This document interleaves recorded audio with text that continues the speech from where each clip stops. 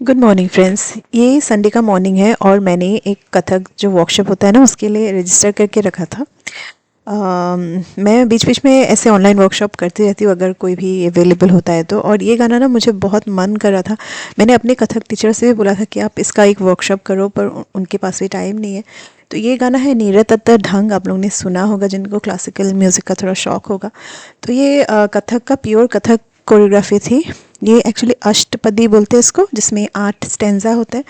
तो ये पंडित बिंदादिन महाराज जी ने लिखा था। ये बहुत सुंदर गाना है। तो उसका वर्कशॉप था और बहुत ज़्यादा अच्छा लगा मुझे ये वर्कशॉप करके। उसके बाद ये वर्कशॉप 2 घंटे का था। 11 बजे से तकरीबन 1:30 बजे तक चला। फिर मैंने परी का एक बेड ऑर्डर करके रखा था, वो भी आज पहुंच गया है। उसका उस बेड को ना मैं उसके रूम में रखने वाली थी, लेकिन प्लान चेंज हो गया, ऊपर ले जाना पड़ा। क्यों ले जाना पड़ा वो मैं आपको आगे बताती हूँ। बाकी इस बेड का जो फाइनल लुक है ना वो भी मैं आपको आने वाले व्लॉग्स में ही दिखाऊंगी, क्योंकि अभी उसको फिर सेट करना है, सब कुछ करना है। तो सारा कुछ होने के बाद ही मैं दिखा सकती हूँ, क्योंकि बच्चों का रूम है ना, तो विदाउट परमिशन मैं कुछ भी नहीं दिखा सकती हूँ। मैं उनसे पूछ लेती हूँ कि तुमको दिखाना है, अगर दिखाना है तभी मैं दिखाती हूँ, अदरवाइज़ नहीं। तो ये आ रहा था उसका बेड। अभी हो रहा है संडे का शाम और मैं एक्चुअली गई थी बाहर। घर में राइस नहीं था। मैं कल गई थी केमार्ट पर राइस भूल गई थी। राइस लाना था, फिर चिकन ख़त्म हो गया था, सब्ज़ी भी कुछ कुछ लाना था। तो मुझे जाने का बिल्कुल भी मन नहीं था। एक्चुअली मुझे थोड़ा थोड़ा कल से फ़ीवर आ रहा है और मेरी जो बड़ी वाली बेटी है उसको भी थोड़ा थोड़ा फ़ीवर है। तो आज हम लोग को शायद मेडिसिन का के सोना पड़ेगा। और मैंने आपको दिन में दिखाया था ना कि परी का एक न्यू बेड आया है। तो उस रूम से जितने सामान हैं वो नीचे आ गए थे। बेड हमने बनवाया था तो परी का जो नीचे वो रहती है ना उस रूम के हिसाब से।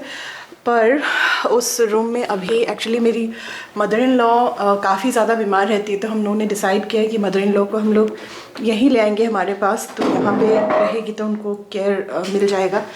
तो वो जब रहेगी तो फिर एक नर्स भी हमें रखना पड़ेगा 24 आवर्स उनके केयर के लिए, क्योंकि मैं तो रहूँगी फिर भी वो जो नर्सिंग केयर है वो तो हमें नहीं आता है ना उतना देना। तो वो हमने प्लान करके रखा है, वो भी कब होगा। तो मैंने फिर सोचा कि जो नया बेड है उसको मैं ऊपर लगा देती हूँ, ऊपर वाले रूम में। छोटा सा रूम है, परी को बिल्कुल मन नहीं था जाने का, लेकिन उसको फिर मैंने समझाया कि नहीं, फिर दादी आएगी तो नीचे ही रहना पड़ेगा, वो ऊपर नहीं जा पाएगी। नीचे हम लोग का रूम है, हम लोग का एक बेडरूम है और इधर देखिए उधर परी का रूम है उस साइड में। तो नीचे 2 ही रूम है। और ये तो हम लोग का डुप्लेक्स क्वार्टर है, C+ है। 4 बेडरूम है हमारे और 3 बाथरूम है। फिर भी जब लोग ज़्यादा पड़ जाते हैं ना, रूम्स की कमी हो जाती है। तो मुझे काफ़ी टेंशन हो रहा है। लोगों को लेके नहीं, लोग तो रह लेंगे एक एक रूम में, वो मिल जाएगा। पर जो मेरा बुटीक का सेटअप है अभी, नया स्पेस तो अभी मैं देखने की हालत में बिल्कुल नहीं, क्योंकि अगर मदर इन लॉ यहाँ पे आई तो फिर मुझे भी फुल टाइम घर पे ही रहना पड़ेगा। उनका कंडीशन उतना भी अच्छा नहीं है। तो मैं अपने बुटीक का सामान कहाँ रखूँगी, वही मैं स्ट्रेस में हूँ। लेकिन ऊपर जो हमारे 2 बैल्कनीज़ आपने देखी होंगी। एक छोटी बैल्कनी है जो पहले थी और एक एक्सटेंडेड वाला जो छत टाइप का है वो।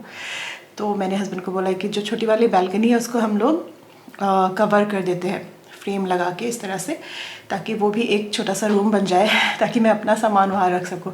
अभी फ़िलहाल तो वो बना नहीं है, लेकिन परी का बेड लग गया ऊपर और ऊपर का रूम पूरा ही अस्त व्यस्त है। तो अभी मैं थोड़ा सा, मुझे अभी थोड़ा अच्छा लग रहा है, चाय भी मैंने पिया। तो अभी मैं जाके उसका रूम थोड़ा सेट कर देती हूँ, उसको एटलीस्ट वो आज सो सके अपने नए बेड में, उतना तक रेडी कर देती हूँ। बाकी तो हस्बैंड के आने के बाद प्रॉपर वाली जो शिफ्टिंग होगी, प्रॉपर वाला उसका एक कबर्ड है उसको भी लेके जाना है, वो सारा कुछ होगा जब वो बैल्कनी हमारा स्पेस बन जाएगा उसमें। और नीचे का रूम का हालत ये हो रखा है, बहुत ज़्यादा ही सामान फैला हुआ है। अभी परी अपना रूम अरेंज करेगी, अपना सामान सारे वो लेके जाएगी, तब मैं जाके ये सब ठीक करूँगी। आज ही करना पड़ेगा, फिर कल तक मैं इतना मेस नहीं देख सकती हूँ। तो हम दोनों ही बीमार थे। मैंने सोचा चिकन का सूप होता है ना, एकदम पतला करके मैं बना लेती हूँ। तो अगर एपेटाइट मेरा भी नहीं है, पोकी का भी नहीं है, मेरी बड़ी वाली बेटी का, तो दोनों यही पी लेंगे। आज मैंने डिश वॉशर चला दिया है। बर्तन बहुत ज़्यादा नहीं थे, फिर भी आज मेरे में बिल्कुल शक्ति नहीं थी कि मैं बर्तन धो सकूँ हाथ से। तो इसलिए डिश वॉशर चला दिया मैंने। तो मैं अभी आ गई हूँ रूम में और मेरी हालत बिल्कुल ही ख़राब है और बहुत ज़्यादा बुखार आ गया है मुझे। तो मैंने एक पैरास्टामोल खाया, मैंने मेरी बड़ी वाली बेटी उसको भी पैरास्टामोल दिया, उसको भी बुखार आ गया। हम सब ने बस आज सूप पिया, थोड़ा सा राइस, बस थोड़ा सा, किसी को भी खाने का मन नहीं था, बस परी ने खाया थोड़ा सा, मैंने भी सूप ही पिया और मेरी बड़ी वाली बेटी ने भी। और इतना तबीयत ख़राब लग रहा है अभी, एक्चुअली कल से तबीयत ख़राब लग रहा था, पर आज जो मैंने वर्कशॉप किया था उसके लिए मैंने रजिस्टर करके रखा था और वो मुझे मिस करने का बिल्कुल मन नहीं था, वो भी मैंने बिल्कुल ही ऐसे ख़राब तबीयत में ही कर दिया। तो मोस्टली उस वजह से और ज़्यादा ख़राब हो गया, पर अब मैं रिस्क नहीं ले सकती हूँ, हस्बैंड भी घर पर नहीं है, तो अगर मैं भी बीमार पड़ जाऊँगी तो बच्चों को कौन देखेगा। तो अभी हस्बैंड का भी बहुत टाइम हो गया है कि वहीं पे है हॉस्पिटल में, तो अभी बिल्कुल भी अच्छा नहीं लग रहा है। इस टाइम पे लगता है ना कि लोग हो थोड़ा सा कोई हेल्प के लिए। वो हस्बैंड वहाँ पे हॉस्पिटल में अकेले है, यहाँ पे मतलब अपनी मदर को देख रहे हैं और यहाँ पे हम तीनों हैं। और अगर मैं इनको देख रही हूँ, अगर मैं भी फिर बीमार पड़ गई तो क्या होगा, ये सोच के मुझे ज़्यादा स्ट्रेस होता है। पर होपफुली मैंने पैरास्टामोल लिया है आज, तो कल सुबह तक ठीक लगना चाहिए। बाकी आज तो सो जाती हूँ, फिर कल का कुछ व्लॉग करके आपको बताती हूँ क्या होता है। अच्छा, तो रात को मैंने पैरास्टामोल लिया था तो सुबह मुझे अच्छा लग रहा था। सुबह मेरी छोटी वाली बेटी वो भी रेडी हो गई थी स्कूल के लिए, खुद ब खुद उठ गई थी और मुझे भी अच्छा लग रहा था। फिर मैंने उसको स्कूल छोड़ा। ये एकदम सुबह सुबह का टाइम है और यहाँ से सनराइज़ होता है, बहुत अच्छा लगता है। लेकिन स्कूल से जब मैं उसको छोड़ के आई ना तो मेरी तबीयत ख़राब जैसी लग रही थी। ज़्यादा कुछ नहीं, थोड़ा फीवरिश और अंदर अंदर से मुझे बहुत चिल्स लग रहे थे, बहुत जैसे ठंड हो। तो मैं आई और मैंने दो मोटे मोटे ब्लैंकेट्स लिए और मैं सो गई।